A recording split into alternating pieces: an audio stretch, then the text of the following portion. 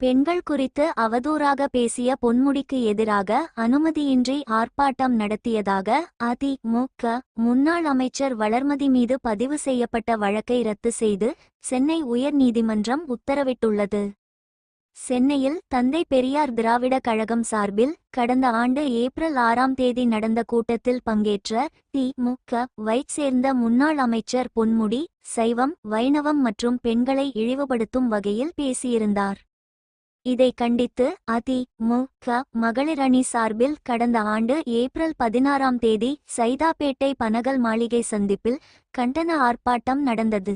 இதில் முன்னாள் அமைச்சர் வளர்மதி உள்ளிட்டோர் பங்கேற்றனர். இந்நிலையில் அனுமதியின்றி சட்டவிரோதமாக கூடி ஆர்ப்பாட்டம் நடத்தியதாக முன்னாள் அமைச்சர் வளர்மதி உள்ளிட்ட 500க்கும் மேற்பட்ட நிர்வாகிகள் மீது சைதாப்பேட்டை போலீசார் வழக்குப்பதிவு செய்தனர்.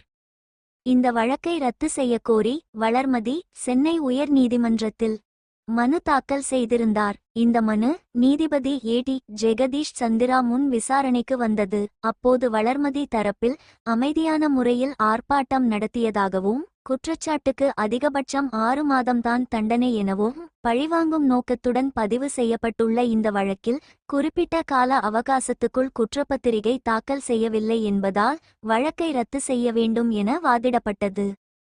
இதை ஏற்றுக்கொண்ட நீதிபதி முன்னாள் அமைச்சர் வளர்மதி உள்ளிட்டோர் மீதான வழக்கை ரத்து செய்து உத்தரவிட்டார்.